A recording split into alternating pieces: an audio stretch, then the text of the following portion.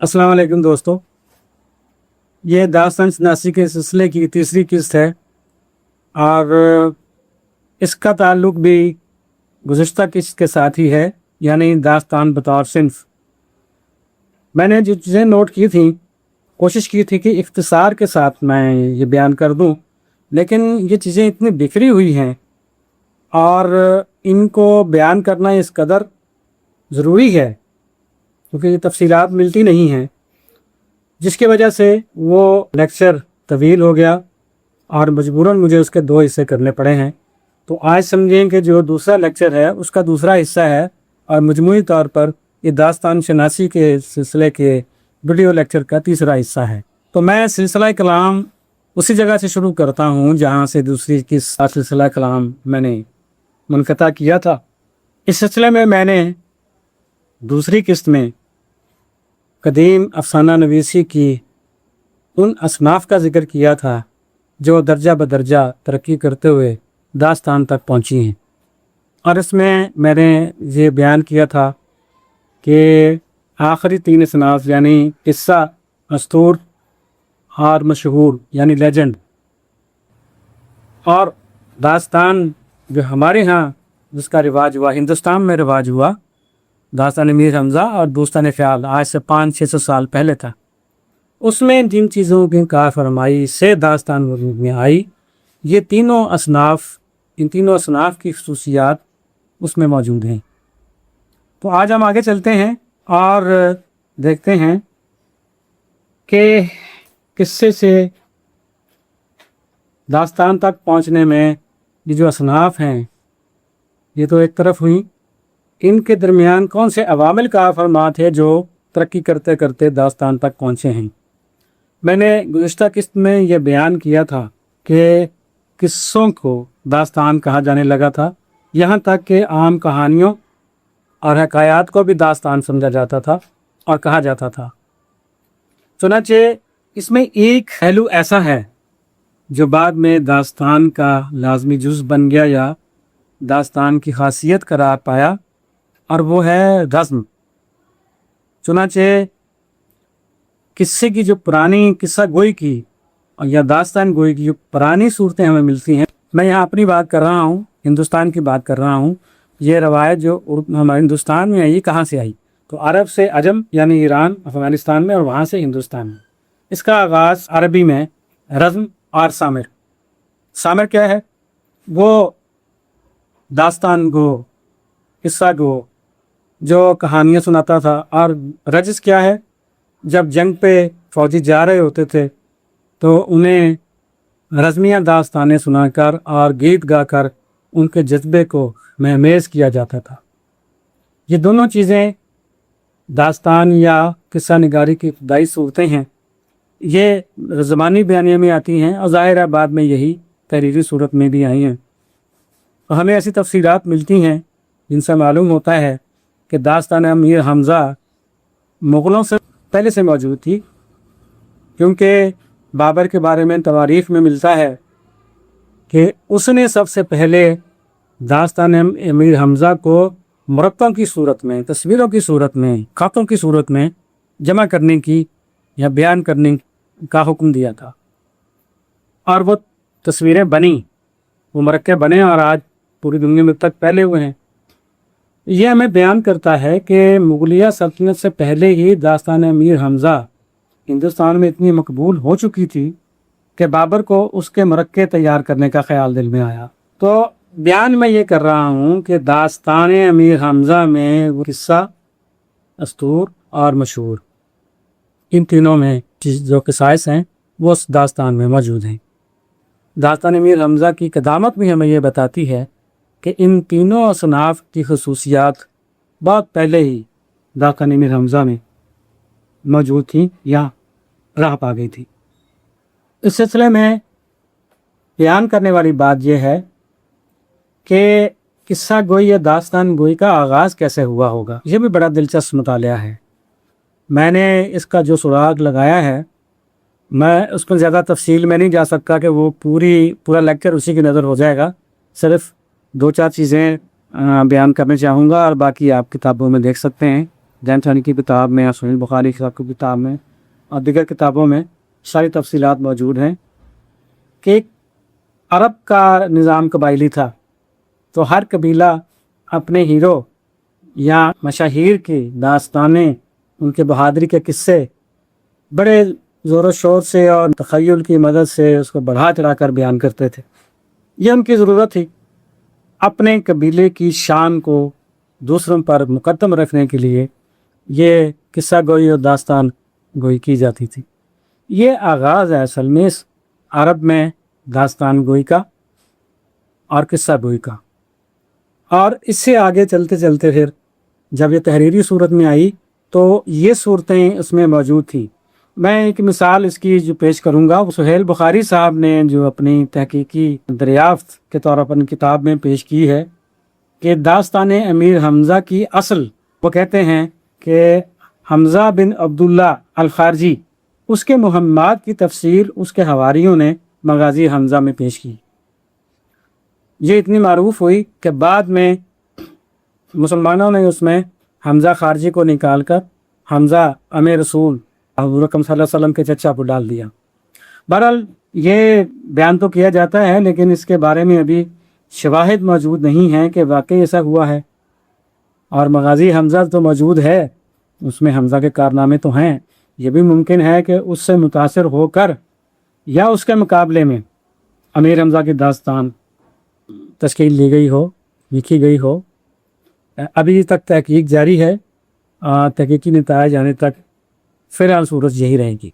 इस सिलसिले में एक और नुक्ता वाज़ेह करने की यहाँ ज़रूरत है कि अरब से जब ये दास्तानें या बहादुरों के किस्से फ़ारसी में मुंतकिल हुए तो शाहनामे की सूरत में हमारे सामने आए। शाहनामा कदीम तरीन तसनीफ़ है जिसमें हमें ये दास्तान भी नासर मिलते हैं। तो गौर करने की बात यह है कि वो मंजूम है। नसरी किस्से या दास्तानें हमें बहुत बाद में मिलते हैं। तो उससे एक बात तो ये वाज़ेह होती है कि अरब से जो रवायत दास्तान गोई या किस्सा गोई की रवायत फ़ारसी में या अजब में मुंतकिल हुई वो मंजूम थी। अगर वो अरब से नसर में मुंतकिल हुई होती तो यकीनी तौर पर नज़म के साथ नसर में भी वो दास्तानें या किस्से लिखे गए होते। तो हम जानते हैं कि दास्तान गोई और किस्सा गोई फ़ारसी में या ईरान में या अफ़गानिस्तान में वो बहुत बाद की बातें हैं, इतनी पुरानी बात नहीं है। तो एक तो ये बड़ी अहम इसमें बात थी। और हम जानते हैं कि दुनिया के तमाम अदब, जितनी भी अदब हैं, उनका आगाज़ शेर से ही होता है। वो चाहे नज़में हों, चाहे किस्से हों, चाहे कहानियाँ हों, वो मंज़ूम सूरत में होती थी। और यहाँ भी फ़ारसी में भी यही सूरत रही। और जब उर्दू में मुंतकिल हुई तो इसके पहले असार हमें दक्कन में मिलते हैं। 15वीं सदी ईस्वी के आखिर में दक्कनी अदब वजूद में आना शुरू हो गया था।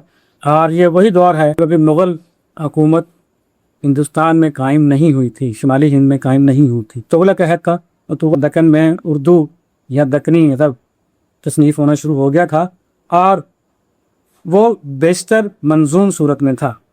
यहाँ तक कि सूफिया के रिसाले चंद को छोड़कर सब के सब मंजूम थे। इससे ये बात वाज़ेह होती है कि फ़ारसी से उर्दू में जब ये दास्तान या किस्से की रवायत आई तो वो भी नज़्म की सूरत में हमारे यहाँ मुंतकिल हुई, नसर में बहुत बाद में आई। इससे हटकर ख़ुद किस्सा गोई के बाशवाहिद भी अरब में हमें मिलते हैं। तवारीख़ में हम ये तफसीलात मौजूद हैं कि अरब में कहवा खानों में असराओं में किस्सा गोई होती थी और वहाँ से ये किस्सा गोई की रवायत, दास्तान गोई की रवायत ये अजम में पहुँची।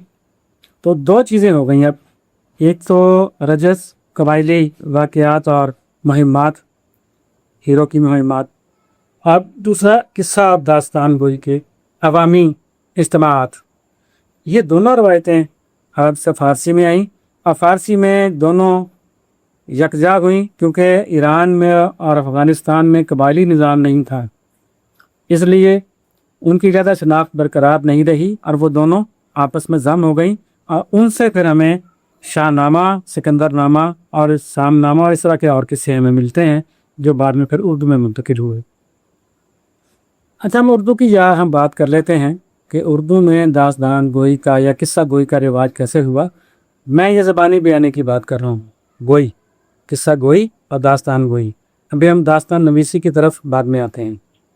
تو میری تحقیق کے مطابق جو مجھے سب سے پرانی روایت داستان گوئی کی ملتی ہے وہ فورٹ ولیم کالج سے ملتی ہے۔ فورٹ ولیم کالج میں داستان میر حمزہ خلیل علی خان اشک نے لکھی۔ وہ لکھنے سے پہلے یہ داستان سنا چکے تھے۔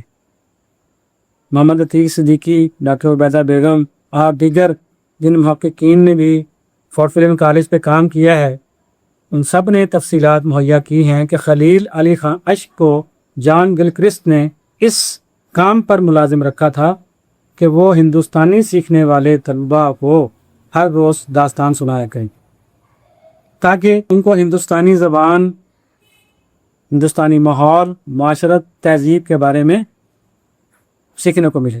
اس سے معلوم ہوا کہ خلیل علی خان اشک نے یہ قصہ امیر حمزہ جو بعد میں لکھا وہ اس سے پہلے اس کو سنا چکے تھے۔ مجھے اردو نثری داستان گوئی، اردو نثری داستان گوئی کے آثار اس سے پہلے نہیں ملے۔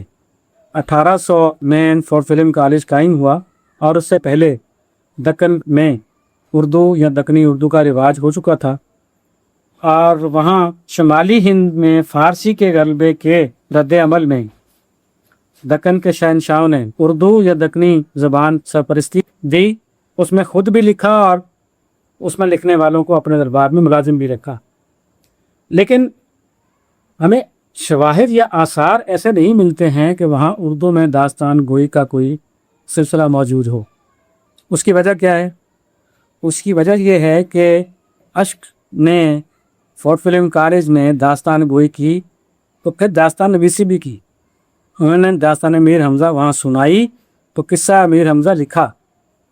اس طرح لکھنؤ میں داستان گوئی کا ایک پورا دور ہے جو تقریباً 1800 کے بعد سمجھیں شروع ہوتا ہے اور تقسیم برصغیر بلکہ اس کے بعد تک جاری رہتا ہے۔ اس داستان گوئی کے علاوہ وہاں داستانیں لکھی بھی گئیں۔ پھر رامپور میں داستان گو ملازم رکھے گئے، وہ داستان سناتے بھی تھے، وہاں داستانیں لکھی بھی گئیں۔ تو ہمیں یہ معلوم ہوتا ہے کہ جہاں داستان گوئی کی روایت موجود تھی وہاں داستان نویسی بھی ہوئی ہے، وہاں داستانیں لکھی بھی گئی ہیں۔ اور دکنی ادب پہ ہم نظر ڈالتے ہیں تو ہمیں اردو کی کوئی داستان، نثری داستان ان کے دور میں لکھی ہوئی نہیں ملتی۔ سب سے پہلا جو ہمیں قصہ ملتا ہے وہ سب رس ہے، 1635 میں لکھا گیا۔ 1635 وہ سن ہے جب دکن کی سلطنتیں کو قائم ہوئے، 150 سال سے 250 سال تقریباً ہو چکے تھے اور ان کے ختم ہونے کے دن قریب تھے۔ اس وقت وہاں پہلا قصہ، نثری قصہ لکھا گیا جو سب رس تھا، اور یہ تمثیل تھی۔ اب تمثیل زبانی بیانیہ نہیں ہو سکتا، اس میں جس طرح کی پیچیدگی ہوتی ہے وہ بیان ہی نہیں کی جا سکتی، وہ اس کا لطف اور اس کی سمجھ وہ پڑھنے میں ہے، بیان کرنے میں نہیں۔ اس کے بعد ہمیں طوطی نامہ، انوار سہیلی اور کچھ اور فارسی کتابوں کے ترجمے ملتے ہیں جو نثر میں ہیں، لیکن یہ بہت بعد کی باتیں ہیں، یہ سبرس کے بھی بعد کی باتیں ہیں۔ 1700 میں تو ویسے ہی دکنی سلطنتیں مغلیہ سلطنت میں ضم ہو گئی تھیں اور وہاں کا سارا ادب بشماری ہند کے ساتھ ہی مل گیا تھا، اس کی اپنی دکن کی پہچان آہستہ آہستہ ختم ہوتی گئی۔ تو دکن میں ہمیں داستان گوئی کیا، قصہ گوئی کا کوئی رواج بھی نہیں ملتا، اور یہ واضح ہے کہ جب ہم داستان گوئی یا قصہ گوئی کہتے ہیں تو اس سے مراد نثری داستان، نثری قصے ہیں۔ منظوم داستانیں اور منظوم قصے یہ زبانی بیانیاں کم ہی بنتے ہیں، یہ لکھنے میں زیادہ آتے ہیں، اور ہمیں جو ایک طویل روایت ملتی ہے منظوم قصوں کی، دکن میں منظوم قصوں کی، ان کا تعلق شاہی درباروں کے ساتھ ہے۔ وہ شاہی درباروں میں بادشاہوں کی فرمائش پر لکھے گئے یا اس ماحول سے متاثر ہو کر لکھے گئے۔ ہمیں اب تک کوئی ایسی روایت یا شواہد نہیں ملتے جن سے معلوم ہو کہ جو قصے تحریری صورت میں وجود میں آئے ہیں ان سے پہلے انہیں کہیں سنایا بھی گیا ہو۔ تو خلیل علی خان اشک ہمارے پہلے داستان گو، اردو کے پہلے داستان گو میری معلومات کی حد تک ثابت ہوتے ہیں۔ چلیے آگے ہم چلتے ہیں، اور میں اب تھوڑا سا یہ ذکر کروں گا کہ دنیا کے قدیم ترین ادب میں قصوں یا داستانوں کی کیا صورت تھی اور کون سی روایتیں وجود میں آئیں۔ میں یہ پہلے بیان کر چکا ہوں کہ قدیم دور سے لے کر اب تک قصوں، کہانیوں، حکایتوں سب کو داستان کہا جاتا رہا ہے۔ اسی تناظر میں جو داستانیں کہوں گا تو اس کا مطلب قصے ہی ہوگا، حکایتیں اور کہانیاں بھی شامل ہیں۔ اب تک کی جو معلومات ہیں ان کے مطابق قدیم ترین کہانی یا قصہ ہمیں ملتا ہے وہ 3000 قبل مسیح میں مصر کے شاہ خافری کے عہد میں لکھا گیا۔ ڈاکٹر گیان چند کے مطابق یہ اس قصے کا پلاٹ اتنا ترقی یافتہ محسوس ہوتا ہے جس سے یہ باور کرنا آسان نہیں کہ یہ پہلا قصہ ہوگا یا پہلی کہانی ہوگی۔ اس سے معلوم ہوتا ہے کہ اس وقت تک کو آتے آتے کہانی کئی منزلیں طے کر چکی ہوگی اور ممکن ہے ہزاروں سال اس میں مزید اضافہ کرنا پڑے جب کہانی کا آغاز ہو۔ اس کے علاوہ جنوبی عراق، جس کو عروق کہتے ہیں، وہاں کے بادشاہ گلگامش یا جلجامش، اس کی داستان بہت مشہور ہے، اردو میں بھی خود ترجمہ ہو چکی ہے، دنیا کی تمام زبانوں میں وہ بیان ہو چکی ہے، ترجمہ تو نہیں کہنا چاہیے، بیان ہو چکی ہے۔ جو گلگامش کی داستان ہے یہ 2800 قبل مسیح کی بیان کی جاتی ہے۔ اس میں دیکھیے دلجامش کی داستان کہا گیا ہے، حالانکہ یہ قصہ ہے، عام سی کہانی ہے۔ پھر 2300 قبل مسیح میں کشتی کے ملاح کہانی ہمیں ملتی ہے۔ 1300 قبل مسیح سے چینی ادب ملنا شروع ہوتا ہے اور اس میں بھی بے شمار قصے ہمیں ملتے ہیں۔ ہندوستان میں جو سب سے قدیم ادب ملتا ہے وہ ویدک ادب ہے، جس کا زمانہ 2500 سے 1000 قبل مسیح تک کا بیان کیا جاتا ہے۔ اس ویدک ادب میں جتنے بھی وید لکھے گئے ان میں بہت سی کہانیاں ہیں۔ تو ہندوستان میں یہ کہانی کا ارتقاء آپ سمجھیں کہ کوئی 2000 قبل مسیح کے بعد کا ہے۔ اس کے علاوہ ہندوستان میں اپنشد اور مہابھارت، رامائن وغیرہ وہ مشہور قصے اور داستانیں ہیں۔ وہ ان کا زمانہ، اپنشد کا زمانہ تو 800 قبل مسیح بیان کیا جاتا ہے اور مہابھارت کا 6 سے 5ویں صدی قبل مسیح بیان کیا جاتا ہے۔ مہاتما بدھ سے متعلق جاتک کہانیاں وہ بھی قدیم ترین زمانے سے موجود ہیں اور یہ 3ویں صدی قبل مسیح ان کا زمانہ مانا گیا ہے۔ یہ میں نے کچھ مثالیں پیش کی ہیں، تفصیل میں آئندہ ایک لیکچر میں بیان کروں گا جس کا موضوع ہی داستان عالمی ادب میں ہوگا۔ میں پھر یہاں وضاحت کر دوں، بار بار وضاحت اس لیے کرنی پڑتی ہے کہ عام افراد کے ذہن میں، ہمارے ذہنوں میں داستان کا تصور موجود نہیں ہے، ہم قصوں کو ہی داستان سمجھتے ہیں۔ میں پھر یہ واضح کر دوں کہ بطور صنف داستان کی مکمل طور پر یہ اردو کی ہی چیز ہے۔ اس کی میں تفصیل تھوڑی سی بیان کروں گا آگے چل کے۔ ایک چیز میں یہاں وضاحت کے طور پہ بیان کر دوں کہ قدیم دور سے لے کر آج تک ہمارے ہاں داستانوں اور قصوں میں کوئی تقسیم نہیں کی جاتی اور قصوں کو ہی داستانیں کہہ دیا جاتا ہے۔ اس کی بڑی واضح مثال ہمارے دور کی کہ اردو میں کتابیں ہیں۔ آپ یہ دیکھ لیں، میرے سامنے کتابیں پڑھی ہیں، آپ لوگوں نے داستان سے متعلق اور قصوں سے متعلق اصحاب جنہوں نے مطالعہ کر رکھا ہے جانتے ہیں ڈاکٹر گیان چند کی کتاب سب سے مشہور ہے۔ اس کا عنوان کیا ہے؟ اردو کی نثری داستانیں۔ اور ہم جانتے ہیں کہ اس میں صرف 2 داستانوں، امیر حمزہ اور بوستان خیال، ان کا ذکر ہے۔ باقی تمام کے تمام قصے، کہانیاں، حکایات، نقلیں ان کے مجموعوں پہ بات کی گئی ہے، لیکن یہاں لفظ داستان استعمال کیا گیا ہے۔ اس طرح سہیل بخاری صاحب کی کتاب ہے اسی موضوع پہ، اس کا نام بھی یہی ہے، اردو داستان تحقیق و تنقید۔ اس کے علاوہ سب سے پرانی قدیم کتاب وہ کلیم الدین احمد کی ہے، اس کا نام کیا ہے؟ اردو زبان اور فن داستان گوئی۔ دلچسپ بات یہ ہے کہ انہوں نے فن داستان گوئی لکھا ہے، لیکن اس میں جن قصوں پر اور داستانوں پر تنقید کی ہے یا ان کو زیر مطالعہ رکھا ہے وہ تحریری ہیں۔ یہ 2 چیزیں اس میں آ گئی۔ اس کے بعد بقائے عظیم صاحب کی کافی چیزیں اس میں ہیں۔ ان کی کتاب کا نام ہے ہماری داستانیں، اور ایک کا نام ہے داستان سے افسانے تک۔ یہاں بھی داستانیں ہی استعمال کیا گیا ہے، حالانکہ ان کتابوں میں سوائے طلسم ہوش و ربا کے یا داستان امیر حمزہ کے کسی داستان پہ کوئی بات نہیں کی گئی، سارے قصے ہیں۔ یہ میں نے کچھ مثالیں دی ہیں، ورنہ ہمارے دور میں بھی قصوں پر جتنی کتابیں لکھی گئی ہیں ان میں داستانوں کا ہی نام لکھا گیا ہے۔ اچھا، بآخر میں بیان کرنا چاہتا ہوں جو میں نے اس سے پہلے ذکر کیا کہ داستان بطور صنف اور اس کی شعریات، فنی لوازم تمام کے تمام، اس کا تصور صرف اردو داستان کے حوالے سے ہے۔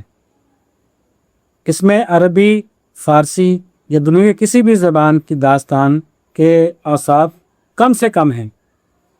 اردو میں جو داستان لکھی گئی ہے اس میں جو خصوصیات دیکھنے میں آئی ہیں انہی سے داستان کی شعریات مرتب ہوتی ہے۔ میں اس کو ذرا واضح کر دوں کہ میں یہ دعویٰ کیوں کر رہا ہوں۔ ایک داستان کے 5 لازمی شرائط ہیں شعریات۔ داستان کی شعریات پہ ایک پورا اور لیکچر ہوگا، تو وہ شعریات کے بہت سے نقطے ہیں جو شمس الرحمن فاروقی صاحب نے اپنی کتاب کے جلد 2 میں بیان کیے ہیں داستان کی شعریات میں، اور کچھ نکات میں نے بھی نوٹ کیے ہیں، وہ علیحدہ ہوگا۔ لیکن اس وقت فنی لوازم میں 5 چیزیں ایسی ہیں جن کے بغیر داستان کو داستان نہیں کہا جا سکتا۔ وہ کیا ہیں؟ وہ مشہور ہیں: رزم، بزم، طلسم، عیاری اور طوالت۔ رزم، بزم، طلسم، عیاری اور طوالت۔ اور پہلی 2 چیزیں جو ہیں رزم اور بزم، یہ تو ہمیں قصوں میں بھی ملتی ہیں۔ طلسم اور عیاری قصوں میں نہیں ملتی، اور طوالت بھی قصوں کی خصوصیت نہیں ہے۔ اگر آپ غور کریں تو یہ تینوں اپنی پوری شادابی کے ساتھ، اپنی پوری حشر سمانیوں کے ساتھ اور حیرت و استعجاب کے ساتھ اردو میں ہی متشکل ہوئی ہیں۔ فارسی میں ہمیں زیادہ سے زیادہ بوستان خیال اور رامپور میں لکھے ہوئے فارسی دفاتر داستان امیر حمزہ اور دیگر داستانوں کے وہ ملتے ہیں۔ ان کے بارے میں جو پڑھا ہے اس سے یہی معلوم ہوتا ہے کہ ان میں ساحری، طلسم، عیاری اور طوالت، اس کی جو نمونے ہیں وہ اردو میں لکھی ہوئی داستان امیر حمزہ کے مقابلے میں کچھ بھی نہیں ہیں۔ تو طلسم، عیاری اور طوالت، اس کی سب سے اچھی مثالیں ہمیں اردو میں ملیں گی، اور وہ بھی داستان امیر حمزہ نے۔ اب پہلے رامپور میں لکھی گئی اور وہاں موجود ہیں، قلمی صورت میں موجود ہیں، اور پھر اس کو لکھنؤ میں منشی نول کشور کے ہاں محمد حسین جا، احمد حسین قمر، سید صدق حسین اور ان کے ساتھ مل کے مرزا اسماعیل اثر، طلسم، عیاری اور طوالت، ان تینوں خصوصیات کو جو حرف آخر انہوں نے عطا کیا وہ داستان کی بنیادی شرائط کا ایک طرح سے احاطہ کر لیتا ہے اور ایک طرح سے اس پہ حرف آخر کی مہر لگا دیتا ہے۔ یہ طلسم، یہ عیاری، یہ طوالت اس سے پہلے ہمیں فارسی، عربی سمیت دنیا کے کسی داستان میں نہیں ملتی۔ اب پہلی 2 چیزیں رزم اور بزم، میں نے بتایا کہ یہ قصوں میں بھی مل جاتی ہیں۔ طلسم بھی ممکن ہے کچھ نہ کچھ آپ کو قصوں میں مل جائے، لیکن رزم بزم تو ملتی ہیں۔ آپ نے اگر قصے غور سے پڑھے ہیں اور اتنے بھی قصے آپ نے پڑھے ہیں جن میں رزم اور بزم موجود ہے، وہ بہت مختصر ہے۔ نہ عشق و محبت کی داستانیں مکمل ہوتی ہیں، نہ جنگ کے نقشے اور جنگ کی تیاریاں اور جنگ کی صورتحال اور مناظر وہ پوری طرح ہمارے سامنے آتے ہیں۔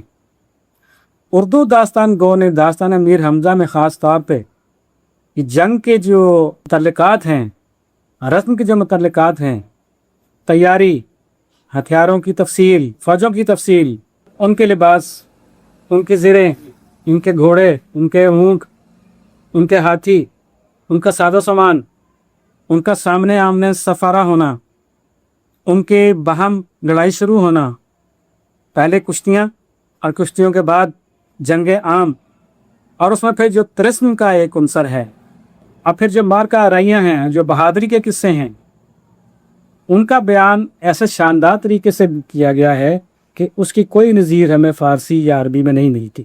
تو رزم کی حد تک بھی اردو کی داستانیں کوئی ثانی نہیں رکھتی۔ جہاں تک بزم کا تعلق ہے، اس کی جتنی تفصیل اردو داستانوں میں ملتی ہے وہ قصوں میں نہیں ملتی۔ اس کی ایک بڑی وجہ تو یہ ہے کہ قصہ چونکہ طویل نہیں ہوتا، طویل سے طویل قصہ ہمارے ہاں جو لکھا گیا ہے وہ آپ عجائب القصص کو کہہ سکتے ہیں۔ یہ قصہ میں مرتب کر رہا ہوں، قصہ نورتن جہاں، یہ بھی اسی دور کا قصہ ہے، اور یہ بھی عجائب القصص کی ضخامت جتنا ہے۔ تو قصے میں جس کی ضخامت 400-500 صفحات ہو، اس میں آپ کتنے مرکب پیش کر سکتے ہیں؟ آپ کتنے بدن کی تفصیلات پیش کر سکتے ہیں، اس کے محبت کی کتنی گھاتیں پیش کر سکتے ہیں، رزم کے کتنے مقامات پیش کر سکتے ہیں، رنگ کی کتنی تفصیلات پیش کر سکتے ہیں۔ یہ قصے تو داستان امیر حمزہ کی کسی ایک جلد کے چوتھے حصے میں جو بیان کی گئی تفصیلات ہیں ان کا بھی مقابلہ نہیں کر سکتے۔ اس تفصیل سے ہمیں معلوم ہوا کہ قصے اور داستان میں جو فرق ہے وہ اتنا شدید ہے، اور اردو داستان سے اتنا شدید کر دیا ہے کہ اب ہمارے سامنے داستان کی فنی اصول مقرر کرنا اور داستان کو متشکل کرنا بہت آسان ہو گیا ہے۔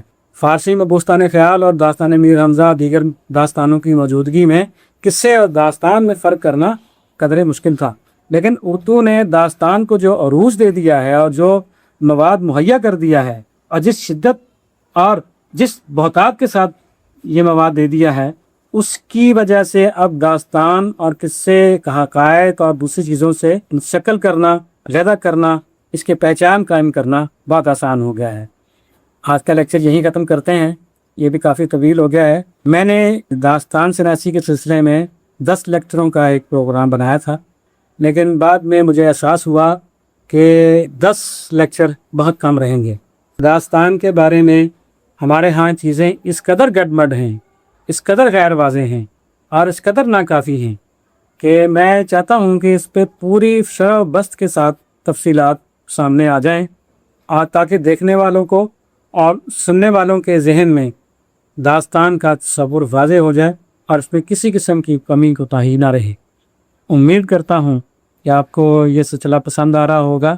اس سلسلے میں اپنی رائے مجھے ضرور دیں تاکہ مجھے معلوم ہو کہ میں جو سلسلہ جو چیز بیان کر رہا ہوں یا جس طریقے سے بیان کر رہا ہوں اس میں مزید بہتری کی گنجائش کیسے نکل سکتی ہے۔ آپ کی سماعتوں کا بہت بہت شکریہ۔ وعلیکم السلام۔